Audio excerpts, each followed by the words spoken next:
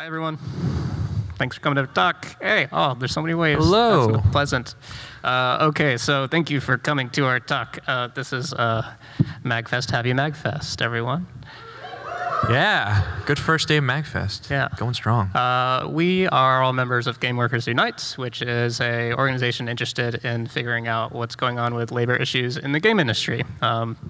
I'm going to introduce us all. We're going to talk mainly about crunch today. There's lots of different issues in the industry, but that's going to be our main thing. It's very helpful if you don't know anything about this, because crunch is usually what people first find out about, but we'll be kind of in depth about it. So to my immediate left is Dylan Elvanto. He's been doing game stuff for about 3 years. He's the co-founder of Ward Games. Let's keep the wave going. Let's keep the wave going. He likes 5 fingers at least. He works in Richmond, and he has basically been working with Game Workers Unite since it's been a thing since GDC last year. To the left of Dylan is Alice Laurie. She's a student. She's also been working with GW since it's been a thing. Alice is the basically coordinator of the Baltimore local chapter of GW. I am the local chapter of the DC. The local leader of the DC chapter, sorry. This is basically the first thing that has ever happened for our local GW thing ever, and you're all part of it, so thank you for being here. That's really, nice. It makes us, feel like we have a community. If you guys are interested in working with us or just finding out more, this is a great way to figure out, or you can come up afterward, but just being here, cool, thank you, that makes us feel great. So without further ado, I'm gonna hand it over to Alice, who is going to be our first talker. All right. Can you hear me? All right. So GW started last year in response to a union roundtable hosted by the head of the IGDA at GDC. And we all kind of got in around ground floor on that. And through that, MAGFest eventually got a hold of the Baltimore chapter email, sent us an email, and here we are today. So kind of backing up to put all of this into context. Back in 2004, there was a anonymous article published on LiveJournal by a disgruntled spouse of a developer who worked at EA. This was kind of known as the EA spouse post, and it was kind of the first time that labor issues in the game industry was talked about.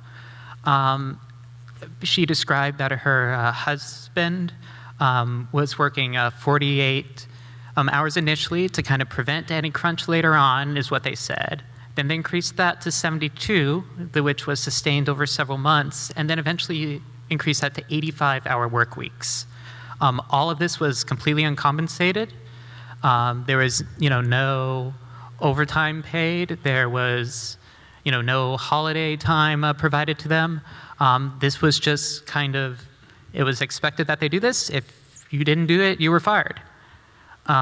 So pretty immediately afterwards, there was a major media backlash. All the game, publications at the time started writing about it. The IGDA took it up as one of their core issues and started doing yearly surveys about the state of the game industry, tracking the hours worked and stuff.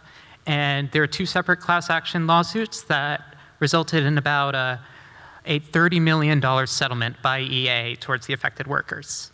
Since that time, EA kind of restructured how they approach things. By all accounts, it's a much better place to work. And this is kind of, you started getting a bunch of companies pledging to get rid of crunch.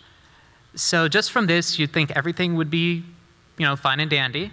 But then a couple months ago, Dan Hauser, in an interview with Vulture, kind of offhandedly stated that he was working about 100-hour weeks on Red Dead Redemption 2. And this was buried in the article, wasn't commented on by the publication or anything, but immediately the games media kind of caught hold of this and started talking about it. The industry heard about this and started you started hearing whispers that things at Rockstar were kind of abysmal. So initially, they eased up the, what's it called, They allowed the employees to talk to the press. And some of them rebutted it, especially those who were in the Scotland studios at the time.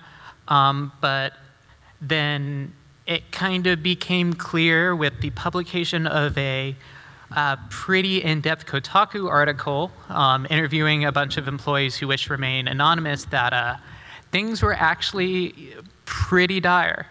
From 2011 to 2016, there were mandatory 80-hour work weeks.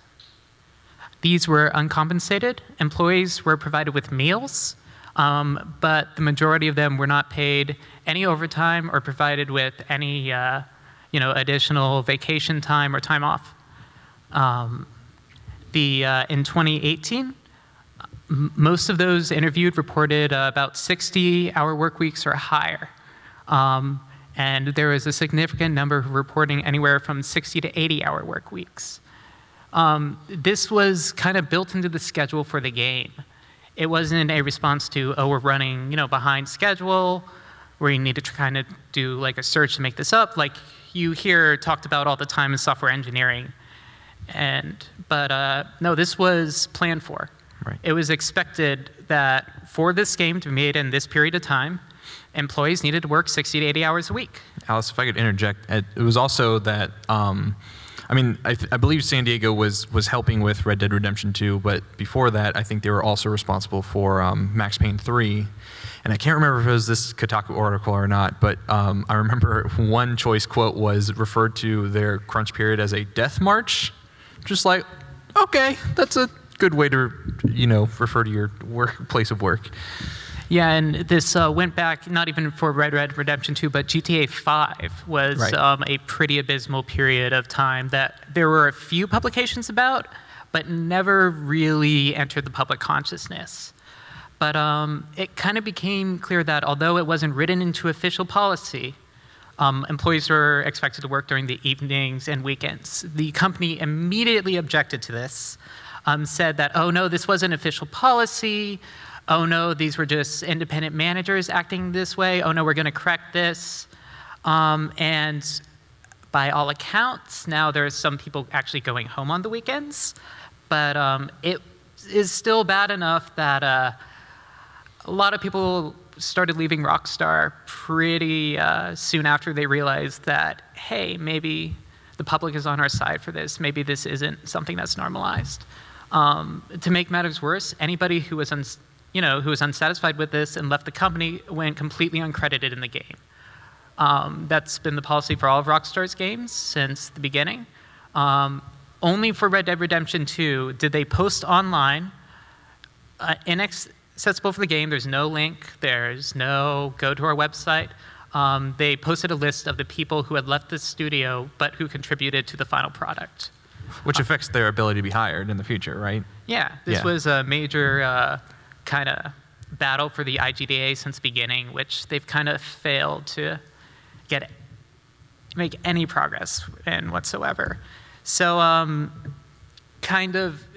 this isn't unique or even surprising. It kind of caught a lot of the gaming audience by surprise, but for those who have paid attention to the industry at all, this is pretty standard.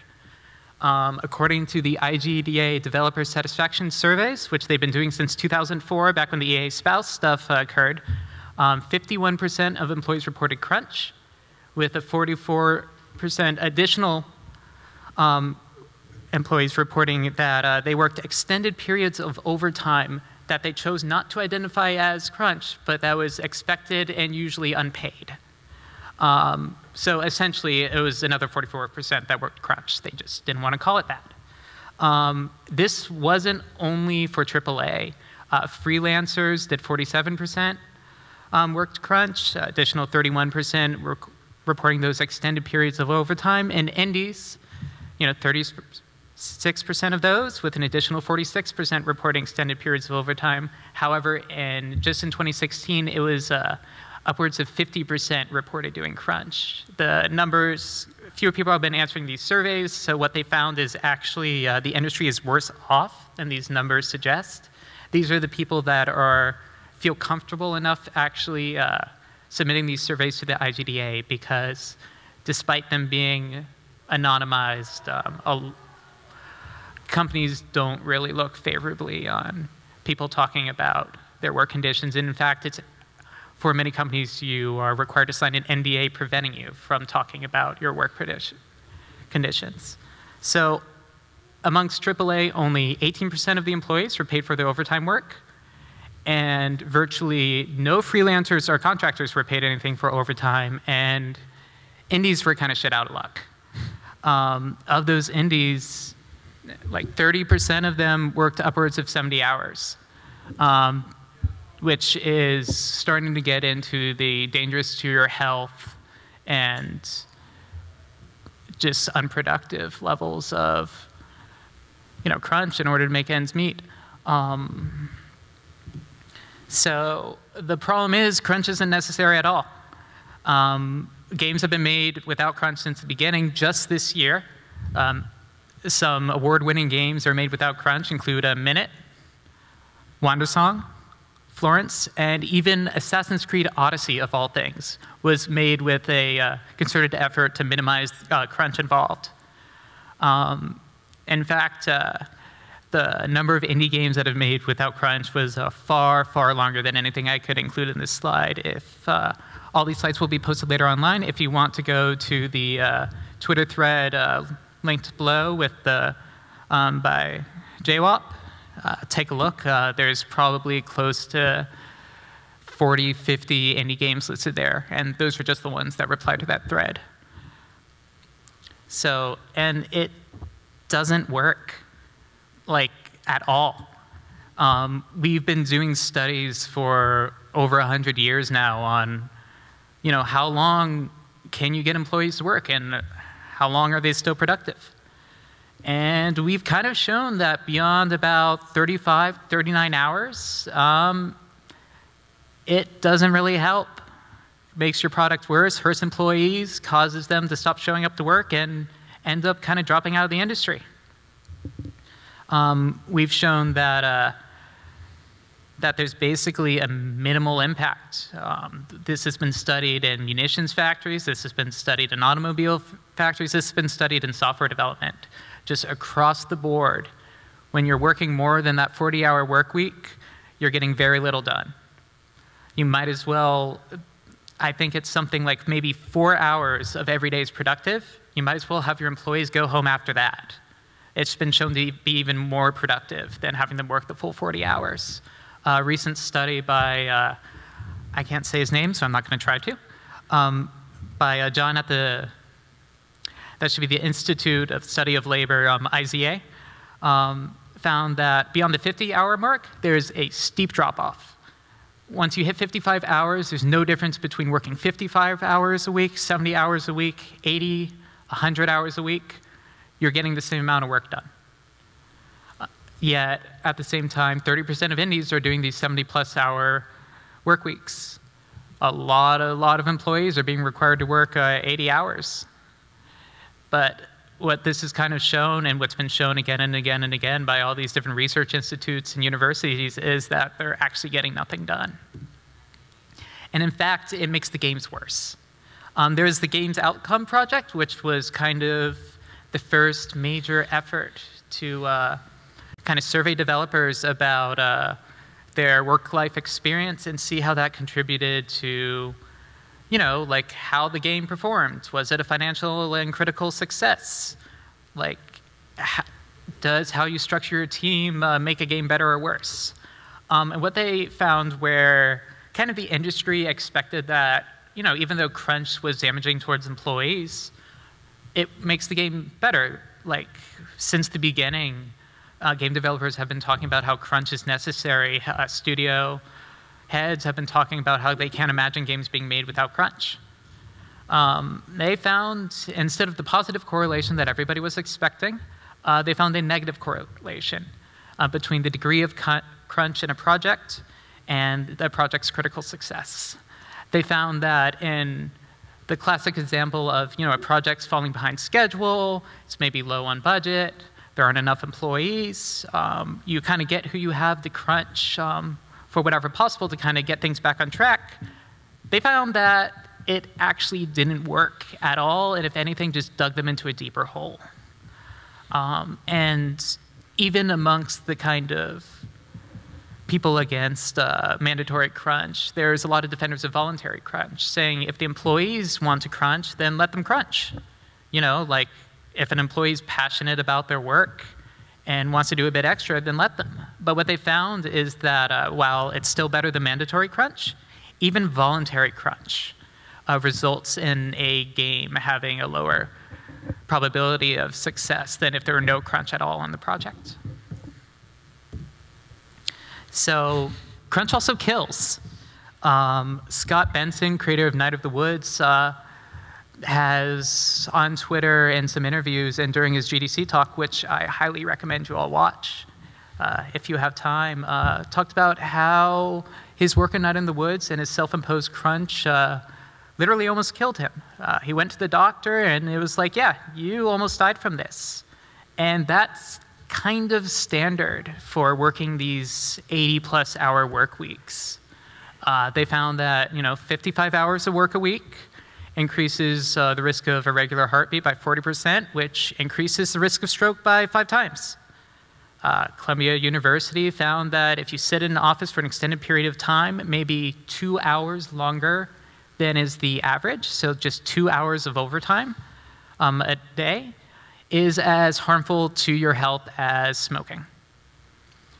They found that, the Australian National University found that if you're working over 39 hours a week, there's a significant decrease in your mental health. There's worsening effects of depression, worsening mood, increase in stress and anxiety, and this is especially apparent in women because of just kind of other societal roles. They're expected, to be homemakers. They're expected to do many of the kind of household cleaning, like household chores, childcare, all of this. They found that, well, if they're working more than 39 hours a week, things are awful. They're honestly you end up having to go to the doctor for this. You end up, seeing a psychiatrist, get prescribed medicine for this, all because you're, putting in 10 more hours a week. And crunch is everywhere. People know that it's bad. People know the health risks. We've known for like 100 years now that overwork is bad, but we glorify it. Developers that crunch are proud of crunching. There was a Polygon article that was rather controversial titled "Why I Worship Crunch," which kind of talked about that, well, they know that crunch is bad and this terrible thing, but they loved every minute of it.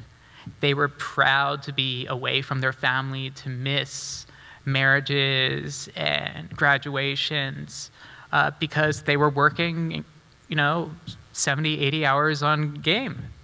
It was their passion. It was their, it's not just a job, it's what they truly want to do. Yeah, I would definitely recommend people read that article because Walt Williams wrote it, and he worked on Battlefront 2, Star Wars Battlefront 2, and he also wrote a book about like his experiences in games, and this article was an excerpt from that book, and like you understand the mentality so well of like someone both completely understanding how detrimental this kind of work culture is, but still like completely like sucked into it and completely dedicated to still committing themselves to that kind of work. And there were, I don't know, at least half a dozen follow-up articles kind of breaking down why this was wrong, why this was bad, why this is kind of symptomatic of something wrong with the games industry. Honestly, if you just search the article name, you're gonna get like a dozen articles about it. If you have a chance, I'd highly recommend looking into it. It tells you a lot about the state of the industry right now. But crunch is scheduled into projects. These managers have been doing crunch since the beginning. Developers that rise, to become directors have always been doing crunch. At the EA Spouse example, for instance, those 30, those, like, what was it, 85-hour work weeks? Those were planned. The project was consistently always on time. It was never a crunch because it fell behind schedule or a crunch is pushing us ahead of schedule. It was always exactly on time. These stretches of crunch were planned from the beginning. And this is common in most studios nowadays. If a studio crunches, that crunch is expected. They know it's going to happen. They budget for feeding the employees during that time. How much is the takeout sushi going to be? They, and it's cheap. You don't pay overtime for most of these employees. Most employees in the game industry are exempt. They don't get overtime just kind of by the nature of things. Whether or not they're rightfully classified as exempt employees is kind of an issue, and was the whole center of the EA spouse class action lawsuits. It found that these hundreds of employees were actually wrongfully classified as exempt employees, and that's why there were $30 million in settlements. Numbers would have been even higher if they didn't settle. But yeah, it's cheap. Crunch is essentially free. You get all these employees working, 40 extra hours a week?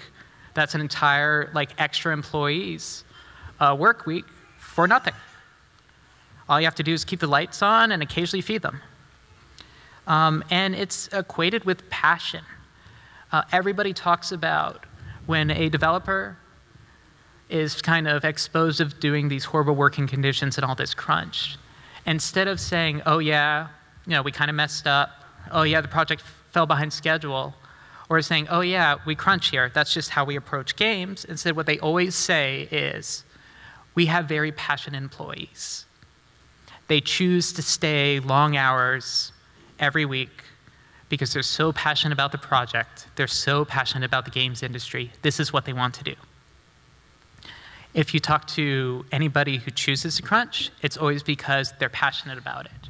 If you choose to anybody who has employees to crunch, it's always because they have passionate employees. If you choose to talk to anybody who defends crunch, they say, oh, it's because people in the game industry should have passion. And honestly, this is kind of what upper management thinks. It looks good to have employees in on the weekends when your studio head, when Dan Hauser comes around, touring the studio, see where things at. You want employees, sitting at their seats working on something. It doesn't even need to be anything important. You just want them working. Right, which they literally did. He would come in on a Saturday. Yeah. It's like, what? It's like, Dan's coming in, someone's got to be at their desk. You're going to be at your desk. Yeah, you don't have anything to work on? Well, just pull up a start faking something in Photoshop. We need to fill seats. We need to look busy. Doesn't matter whether or not it's productive, just we need to show that Dan that people are here, people care. And when people weren't there, he would talk to their managers. He would say, hey, I don't think your team is very committed to this project. I think that if there aren't people in on the weekend, there's something wrong. You need to improve the team's, you need to start thinking about whether or not all of your employees are a good fit for this company. So, and to make it even worse, we normalize crunch. Not just in the games industry, but outside of it. University, it's kind of often said, how many of us actually go through with it is up for debate. But professors in their syllabi will always talk about how for every credit hour of a course, you're expected to do maybe 2 to 3 hours of studying outside of class in order to earn your B. Not an A, this is to earn your B. A lot of courses are designed with this in mind. The average student is expected to take about 15 credits of work a semester. So that's 30 to 45 hours of homework and studying every week, in addition to the 15 hours of class. Do the math, that's anywhere from 45 to 60 hours a week. This does not include part-time jobs. This does not include extracurriculars. This does not include all the other things that we consider essential for the university experience. And we do this with hackathons and game jams. They're everywhere nowadays. You can go on itch, you can see maybe, 300 currently running game jams. You can go to pretty much any university and find 4 scheduled hackathons. Corporations love them. You're basically doing a 72-hour project for free, putting on your resume and showing that, hey, I am willing to work without sleep for 3 days to make something because I care about programming. Yeah, especially if it's sponsored by a company I'm in Richmond, Virginia, and we have we have a couple major corporations there, and they sponsor stuff. And it's not as specific as like, hey, we want you to make this thing for us, but sometimes they'll have like an extra objective for a hackathon or something. And I mean, that's like basically spec work. Like that's basically like, okay, you're going to make this thing, and we might pay you. They usually don't. But I mean, like it's a potential for maybe a job, or being paid or recognized for your work. But at the end of the day, it could be you're just working. They're fueling off of your passion. Yep. Oh, yeah. It's very close to the work for exposure concept. Right. Where you could win this game jam, which if people have been to game jams, it doesn't. The point is to make a game. if you win, everyone goes, game, you cool. won. Like, I'm going to say that right now. Yeah, like people don't usually make money from winning a game jam. They don't give you like an actual medal. There's no award ceremony. Like often you find out after the game jam who won. It doesn't mean anything. Yeah.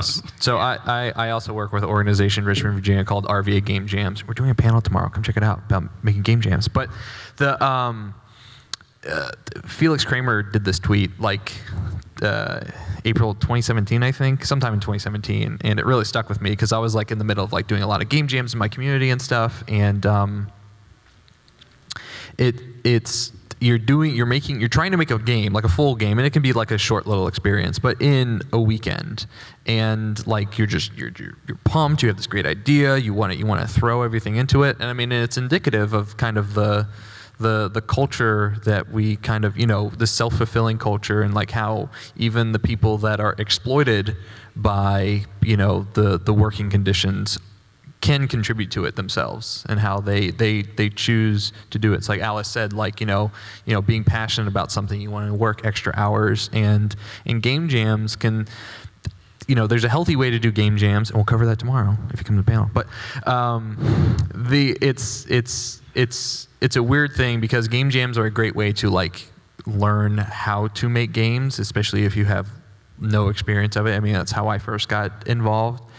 But they can be very unhealthy if you do them improperly, because it's like 48 hours. Well, I have to optimize these 48 hours. Like I have to use every second as best as possible, and that's like the normal game jam. And then there's like the 0-hour game jam, which is done during daylight savings time. So it's that hour where when it like flips to 3 a.m. it then flips back to 2 a.m. and so like that hour never existed. So we call it the 0-hour game jam. And so you have an hour to make a game, and and people make like cool experimental stuff because they know that they only have an hour. So it's not like they can make this full experience. But even then, it's like you're getting up at 2, or you're going to some venue at 2. We usually did it at like a Denny's or somewhere because that was the only place that was open and had Wi-Fi. So you're sitting in this Denny's at 2 in the morning and you're making a game for an hour. And it's great because you're with like-minded people and you're excited, but also you have to take stock of how that same excitement can be abused by someone that could just easily say like, oh, like, do you want a job making games? Well, you come work here. Hey, I saw you once. You worked at 2 in the morning for a solid hour and made this great experience. Can you do that for me? And you see how that kind of like culture can kind of snowball out. Yep. And it's no longer something that you just do for fun. Game companies want to see you doing game jams when you apply. They want you to have jam projects on your resume. They want you to have the one game jams before. It's what was kind of once just like we're all game developers in this industry. We kind of want to do something that's not our job for like a weekend and, put together something really cool, maybe like prototype our next project. It has kind of devolved into it's expected in the culture. It's expected that you're able to pull, 48 to 72 hours, no sleep, like very little food, just kind of putting together something. Like I, for one, that's how I got into games. That's how I got into programming. I can't do that with my health anymore. I end up, if I pull 24 hours without sleep, I am basically stuck in bed for the next day. Even our student like game development organization at UMBC, that's how we start the year. We do a game jam. That's how you decide what your project for the next semester is going to be. So with all that being said, and with crunch kind of being this all ever-present, unstoppable thing that we've not managed to get rid of in the past 15 years now, since the EA spouse. There are some talks that, hey, maybe labor organizing could help. Traditionally, there's been the thought that the IGDA, which for those of you who don't know is, I believe it's the International Game Developers Association. Yeah, that's it. Yeah. Okay. I always think it's the Indie Game Developers Association I literally for some was reason. like, isn't it independent game? But no, you're right. No, it's Yeah. international. International Independent Game Developers. So they're supposed to represent the games industry. The ESA, represents like the publishers, the heads of the CEOs. They don't really represent the workers. The IGDA is supposed to represent the workers. The problem is they've historically been very toothless. This whole issue of uncredited workers, they kind of made a core issue for them. And their solution was to educate the studios about it. And they did. They have a whole lot of resources online about any of these topics that you can look for if you're so inclined. And studios did nothing with that. And people pay what is it, $65, $70 a year is your membership due for the IGDA. And they give you, I'm seeing some people shaking their heads. How much is it these days? No. No? No. It's, at least I remember paying quite a bit of money. It might have been as much as $80 a year. For what, the dues? Yeah. IGDA. Oh, how much is it? Sure. Yeah. Yeah, But they also do nothing. They offer, you can enroll in their healthcare if you pay additional money for that. You can join these different boards if you pay additional money for that. And they'll educate you about all these issues and then provide nothing. So what people have been kind of talking about is that, hey, this is one of the few industries that has no union presence in it. The one union present that is in there is SAG-AFTRA, which does kind of have steep membership dues, but they're also Just for voice actors. yeah, it's for voice actors only, but well, not in the games industry. It is Right. It's also been the only video game strike so far, outside of the STVJ's. I think it's Eugen Studios strike, and it lasted quite a long time, and it was successful. It has kind of changed the way that voice actors are treated in the industry. This has kind of been the first major change to any of the many subfields in the game industry on any of these labor issues. And kind of the idea is by giving workers a voice, you're able to address all these issues of overwork and unpaid overtime. Most of the standard anti-union techniques that they use to prevent the formation of unions are things like, outsourcing. We already do that. People are continuously trying to outsource studios to, I think the current trend is there's been a lot of move towards studios in China and Korea to make games. There's been the argument of, oh, if you try to unionize, we'll replace you with other workers. Well, they already do that. Once a game project is over, you get rid of most of your workers at most studios. And sometimes you hire them back in at the next project. And sometimes you just find new ones. Especially if the worker is only useful for one part of their pipeline. You look at concept artists, and a lot of concept artists I know are very, freelance or contractual by basis because, a studio or an organization only sees them as useful for pre-production. And then once pre-production is pretty much over, then they see just a lot of kind of, costs kind of being burnt up and not seeing people. And the thing about the game industry is that unlike a lot of other fields, for a game project, so while you can cycle them out between projects, for each individual project, you have to train all your workers on the tools, train all your workers on the pipeline, familiarize all your workers with the project, which is kind of constantly evolving.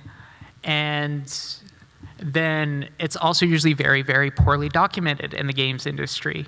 There are a lot of game projects where 1 or 2 people maybe know how the thing even renders in the first place. And so, unlike in a lot of industries, they're not very easily replaceable.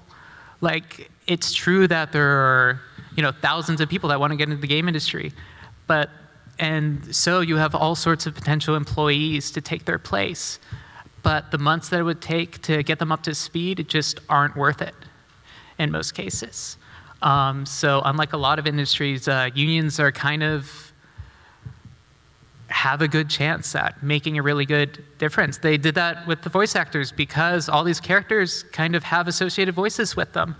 And they did it by, instead of targeting the entire industry, they targeted very specific studios. And it worked. So far, as far as I know, and I might be missing one, I think there might be one in Canada, but there are 2 unions in the game industry that I know of. There's one in France, the STVJ. We work with them pretty closely at GWU. A lot of them are members. And there is one of our chapters in the UK, actually, just formed a union. And we're kind of really, really proud of that, because this is one of the first game industry unions. But since I imagine a lot of people here, if you're involved in games, you're not a AAA studio, you're probably an indie. That's just kind of the crowd that MAGFest has traditionally attracted. Yeah. Cool. And what we found, and unions aren't really practical for all small studios. When you have 2 or 3 of you, it doesn't really make sense for you guys to unionize. These are traditionally, if you were covered, you'd probably be covered by maybe a guild or something. Yeah. But, and there has been talks about GWU kind of working some of its planned, unions into guilds. But what we found and what our members are working on have been the model of a co-op. Works really, really well for indie developers and preventing a lot of these issues. It's seen a lot of success in fine arts. Oftentimes you get 3 or 4 independent fine artists that, well, when you're a fine artist, you don't have much support. Studio space is expensive. Materials are expensive. Getting your work out there is hard. You're basically working full-time as a marketer, as a businessman, and as an artist. And they found that when you kind of get these people together, you're able to suddenly negotiate much, much better with the galleries. And you're able to buy, bulk supply, like at wholesale. You're able to kind of all pitch in for studio spaces. And they've seen a lot of success. And when they're working together, in a lot of indie studios where it's, made up of anywhere from 3 to maybe 2 dozen people, it solves a lot of these issues. It solves the issue of pay discrepancy, which is huge in the game industry, where you have, game developers are maybe the lowest paid software development job. I think there might be some QA jobs that pay a little bit worse, but then I think that even the game industry QA jobs pay worse than those. It's a good competition. Yeah, it's a race let me to the tell bottom you. for sure. So, to interrupt just for a second, this is one of the reasons people don't stay game developers is you can get fired, sure, but you can also just work in tech and say, someone over there who's not working on a game but doing the exact same thing as me is just getting treated nicely and paid 3 times as more. And working 20 hours less. Even if that's a QA and they job, have the difference is healthcare. immense, really. So they're it's not worth it. I'll just go, work on Change my mind on tax this whole software. games thing. Yeah, and suddenly when, everybody kind of has an equal voice, you can everybody starts kind of getting an equal pay. It's sometimes about the, number of hours put into a project. It might be, it's not always a one-to-one, depending on the roles, but suddenly this huge pay discrepancy from the CEOs and the studio heads and everybody else kind of starts disappearing. And it also kind of addresses the issue of crunch in small studios, where suddenly it's not one or two people with a vision that they want to accomplish by any means necessary, that you've mortgaged your house in order to fulfill. Which happens, just to clarify. Shout out to the Cuphead devs. That's happened multiple times. It's happened with a lot of games, and Cuphead's one of the successes, but then you see like, every year you see maybe a half dozen articles in Game Sutra about, or Gamma Sutra, I think it might be, about, oh yeah, we mortgaged our house, and then we did it a second time, and then our game failed, and now we're shit out of luck, and we blame Steam. It's just generally how it goes. That is pretty much But it, yeah. a lot of these projects are actually pretty poorly managed, we found, and pretty abusive towards the employees under them, because it turns out when you're not making enough money to like pay for anything, you're not making enough money to pay your employees. And oftentimes these workers at these small studios sometimes suffer far worse abuse than in the AAA industry because, well, they're desperate. Like, you're at a small studio, you don't have anything to show for your resume. You might be working with a classmate of yours or somebody that, you've met online, had an interesting idea, you show them your portfolio, and suddenly they're not doing so well, but you're kind of so far in this project that you need to get it out, get it on your resume, be able to apply to other jobs.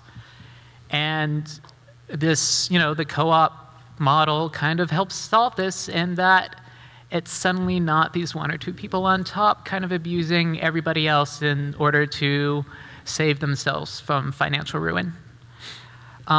So we're actually, as part of what we're doing in our international chapter of GWU is putting together a getting started guide. One of our members, Scott Benson, Creative Night in the Woods, is working on a co-op right now. And he and a few others are working closely with some of the lawyers that we have to kind of help any interested indie form a co-op. Since it's a very successful model, but it's hard. It's hard. It's complicated. There's a lot of legal issues. Yeah. And every state is different. Technically forming co-ops in America is actually harder than a lot of other countries because we have so much variety in law. So forming in Florida is going to be different than California. And because if you lived in a state that loved co-ops to begin with, there's actually a law about it. But if you live in one that doesn't, there might not be any law about that at all. Yeah, so it's kind of a creative process, if you will. In the state of Maryland, in order to call it a co-op, you have to follow very, very specific structure, which might make it closer to a corporation in some ways than if you were to do a more Yeah, sometimes. So co-ops so co-ops kind of been conscripted as a corporate word for some things. There's technically corporate co-ops, which is when giant organizations essentially say, yeah, we'll work together. So that's also a co-op, but it's different than your local food co-op that's sharing everything and putting in all that stuff. So what's ended up happening for a lot of state laws essentially is that there might be something called co-op that you could form tomorrow, but it might not be what we're all talking about right now. So you essentially end up, unless you're very lucky and live in 3 states in America, what you end up doing is doing a bunch of research on your own, or figuring out the one lawyer in your town to talk to. And he's like, yeah, I'm the one guy who knows I'm the co-op how to make co-ops. Yeah. What do you need to know? He's also a mobster. and then you make a LLC that kind of It just splits revenue equally. Yeah, pretty much you become just any kind of corporation, but the way you run is a co-op. And then you lose a lot of money because you did it wrong, and now you owe a whole bunch of business tax. Fail. It's not perfect. So we're working on kind of creating a document to make this much, much easier. But yeah, that's kind of, I guess, a vague overview of crunch and some of the issues and some of the maybe potential solutions. So are there any questions, comments, concerns? Yeah, we have a We have a standing mic here Yeah. if you want to ask some questions. I think we have like 15 minutes, so we'll try to answer as many as we Yeah, can. we got a good amount of time, yeah. Yeah. Hi. Hello, Scout. Hi there. I'm in production, and one thing that I worry about is definitely the voluntary crunch. When people feel pressured, not even by, I mean, I don't think I pressure them, hopefully, but pressured just by that pervasive feeling in the industry that they need to put in more hours, or that they are inadequate, so they need to do something about it. What methods do you find are helpful to kind of detect and lower that down and ease people's concern about, I need to put this time in? Well, for me, from what I've from my own experience and what I've read, the best experience is to be just a good coworker and just be like, why are you still here? It's 5:30. Go home. Yeah, I'm going home.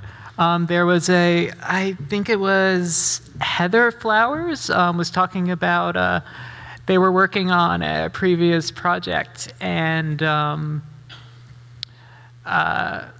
kind of the way that they got out of it is they mentioned that they were too dense to notice that the company was expecting these overtime work. They were like, oh, do you want to get some dinner? Do you want to order something? No, I have food at home. And it actually worked out pretty well for them. They didn't end up fired or anything. They escaped it all without crunching. But they found, the Dungeons of Dreadmore people, I forget name of the studio, when they were working on their canceled project, I believe it was Clockwork Empires, one thing that they would do is for all of their employees, they would actually kind of let them save and finish up and then turn off all the monitors in the studio. They would keep their employees from doing crunch. And it worked. There was not an hour of crunch on that project. Yeah. I have a question. Are you working in a physical location, or is this a remote team? Physical location. We have a handful of contractors, Okay. but mostly. I was going to go into how to stop people from working when the internet is always on, but that's fine. All right. Find the router. You don't need to go through my rant. All right, next question. Thanks, folks. Thank you. Hi. Is there anything that you would recommend for us on the consumer side, or just ways to be a better ethical consumer of video games? There is no ethical consumption under capitalism. Woo! Wow. But, Yeah, we are in the right crowd. We are in the right crowd, yeah. All the ones have left. We're going to leave. And but we're in a pretty dire situation right now with that, especially in the Red Dead Redemption 2. Right. So one thing is noticed is, all these games industry people, all these games media people were talking about, all these horrible abuses and stuff. And then the week after, it was nonstop Red Dead Redemption 2 coverage for the next 3 weeks. Because that's what brings in the money. Well, it was also funny because they didn't see the fumble coming, right? So they had prepped all of this all these lovingly crafted articles, and then the Dan Houser thing came, and they're like, oh, what we got wrong with it anyways? Yeah, but they found that there were boycotts discussed, and what they found is companies like Rockstar make so much money that a boycott is insignificant. There's really no way to prevent this. What you can do is you can support games that were made without crunch. A lot of them are made by small indies that are, or even not so small indies that are kind of working towards this. And honestly, probably the best thing to do as a consumer is support these developers, because there's no way you can really stop it, but at least you can encourage people not to do it. I would also say vote. I think Patrick Klepek said it on a recent Waypoint. God, look at this. Wow. The energy in this room. keep saying stuff. Just keep talking. Yeah. No, I think Patrick Klepek said on a recent Waypoint Radio, when I say recent, it was a couple months ago, but he was saying that if you vote for progressive policies and progressive candidates, they help forward pro-labor, progressive, bills and ideas, and whether it's local, all the way down the line. It's important no matter at what level of government. That's where you see a lot of change. I mean, we're doing it on the worker side, but on the government side, it's also important that there are laws in place that de-incentivize corporations to abuse their workers. Also, this is going to sound a little bit petty, but just don't buy from GOG. CD Projekt Red is one of the worst places to work for when it comes to kind of the condition that they treat their workers. And they're very proud of how shitty they are to all of their workers. They view it as essential to their design process. Right. Yeah. Yeah, Motion That's Twin a good also one. has, I don't know if it's a co-op structure, but it's equal pay for all of their employees. Yep. They all make the same wage. Yeah, Minute was made without crunch. Florence, even like, I think even the recent Spider-Man game was made with minimal crunch. Though there are a lot of games that are now made without crunch, and those are kind of the studios and people to support. Yeah. All right. Thank you. Thanks. Thank you. Hi, so I'm a student at George Mason University getting my degree in game design, and I'm also the president of the Game Design Club on campus. And last semester we hosted a game jam. We did a 24-hour game jam in one of the dining halls, and I thought it was pretty successful. We had a lot of fun, and we're going to host another one this coming semester. And I was hoping you could talk more about how to host a game jam properly. Ooh. Okay. I guess this is more my foray. How to host a game jam properly? Well, I mean, so are you in a venue that'll be open the entire time? Yeah, so we hosted in the 24-hour dining hall. Okay. So constant food, plenty of space, stuff like that. I mean, that's great, but maybe incentivize people not to be there the whole time. Right. We made sure Right. like get up, send move people around, home, stuff like like make that. sure they're getting a healthy sleep cycle. I mean, 24 hours, like that's even tighter than like the usual like Ludum Dare or Global Game Jam or Right. anything. Yeah, that's a big deal. So I am a bad game jammer because I never make a full game, and still come to the panel tomorrow. But I think it's great for like this, right? It's great for like a healthier industry because I am so slow at making a game that like I never like force myself through that entire cycle. So I think it's always important to let people know that they don't need to make the perfect game. Like there's plenty of, sorry, I know you keep trying to talk, Alex, right? You're good. I mean, there are a lot of like indie successes from game jams like Titan Souls or, you know, a bunch of other examples, but like you can't use that as your personal metric, and as soon as you let go of that, and just as long as you're there for like learning something and like improving your skill set without killing yourself, because also you're students. Right. And like, that sucks because you might have We made sure to plan it in between finals and midterms. So Yes. we had that like Good. that Yeah. grace Good. window of Good. because the December Ludum Dare was always during exam I've week. done it. They're always during, it's, but, There's no more December one. So oh really? They got rid of it? yeah, they're going from 3 to 2 Okay. this year.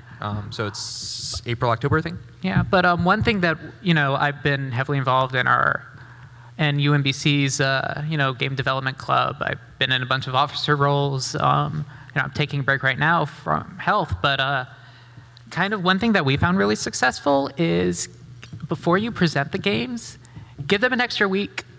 Say, hey, do your jam to do the most of it, but then like for all those stuff that you didn't have time to do or that you wanted to do or just clean it up or just basically don't make them do the entire game in the 24 hours.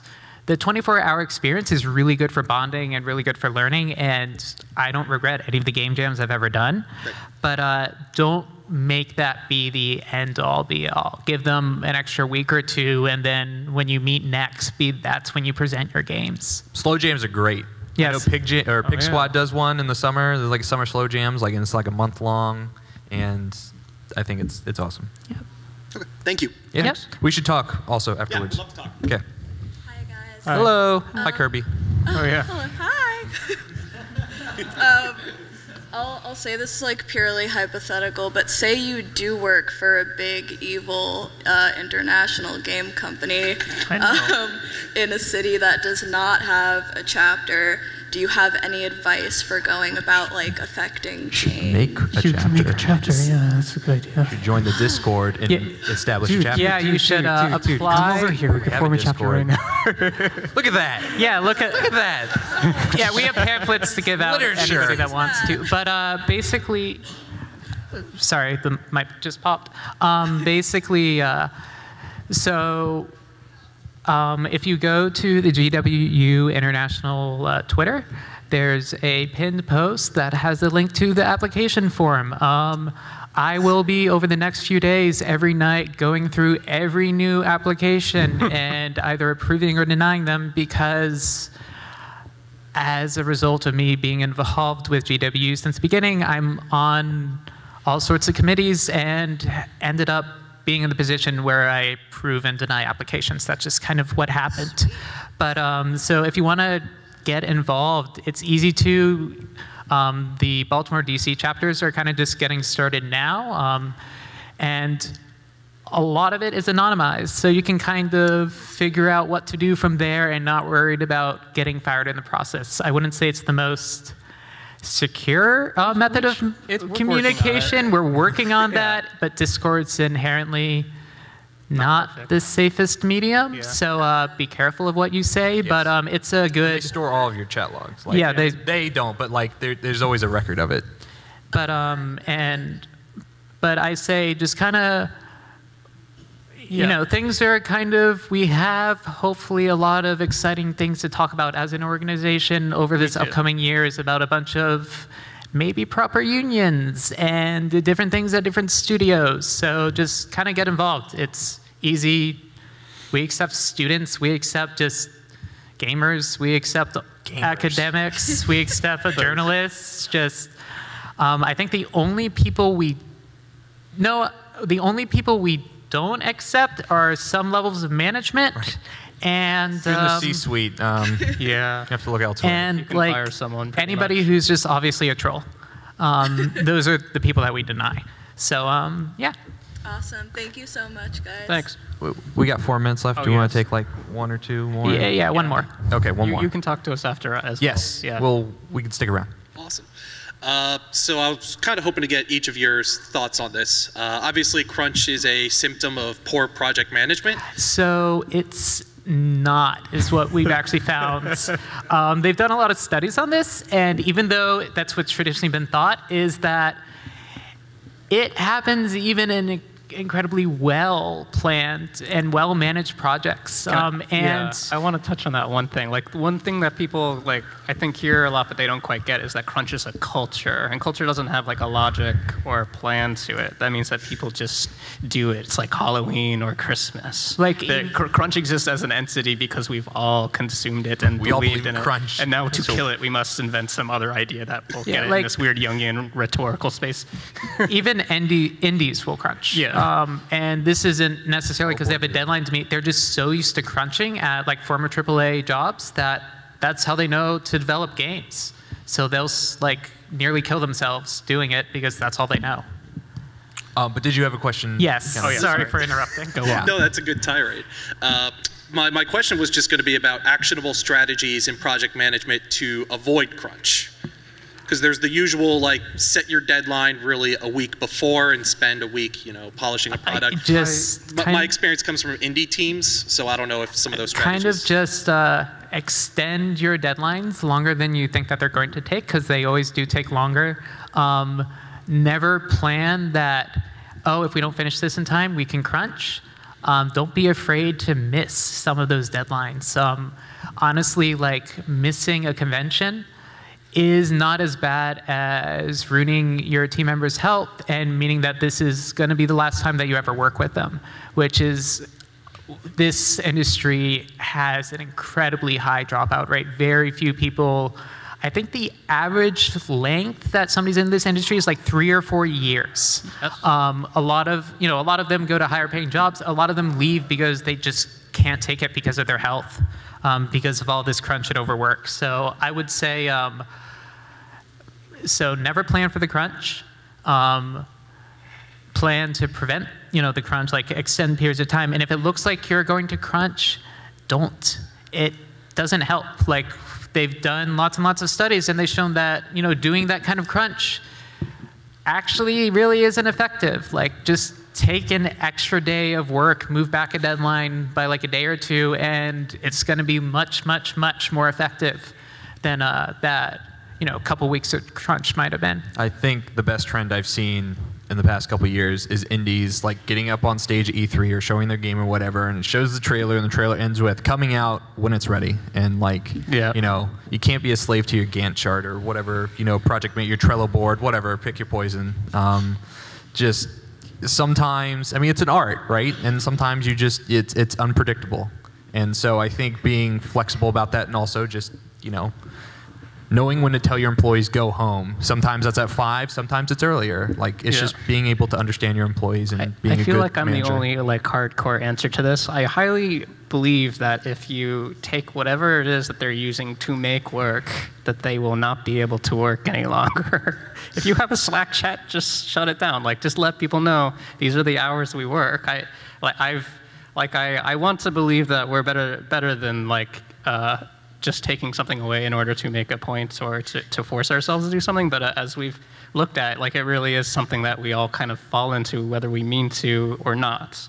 So I really believe if you have a Slack chat, turn it off at 5 p.m. or whenever you close down. Like if there are a Google Drive that everyone uses, just restrict the time that people are allowed to use it, because it's simple, it makes sense, it's not personal, like it's not like anyone, like sometimes there are people who like, advocate for crunch more than others, right? So all of a sudden, it's not like, oh, this one person's making us crunch, it's like, oh, we don't do crunch, our tools don't do crunch. Like, if you put a hard line on it, there's not really this weird little argument space, which, like I said, I believe if we were all gods, maybe it's possible. Whoa. All right, but so we're people. Yeah. So I'm going to cut that off. Basically, so go to any of these Twitters. We have application links on there. I, at least, will be processing the Baltimore chapter and the international chapter stuff this evening and during any evening that I'm sober enough to do so. MAGFest. So, and we have... I think they're pamphlets. Yeah, we have not zines this time. We have literature up here, so come and get that. Feel free to talk to any of us afterwards. I think we were trying to have a social after this, but the hotel bar has been kind of flaky, so we don't actually know if we're going to have it. But we're going to be joining with some indie development. Indie developer socials. If you want to find like an event will actually for certain be at, you can go on Evites and just search Game Workers Unite MAGFest, and you should find basically our itinerary for the rest of the day, and you can basically hang out at a bar with us and ask us whatever. But we'll also be over there. Yep. And we're also always on the Discord. So always. Yeah, okay, cool. literally Thanks. always. Thank you. Thank you, everyone. All right, thank you. Good.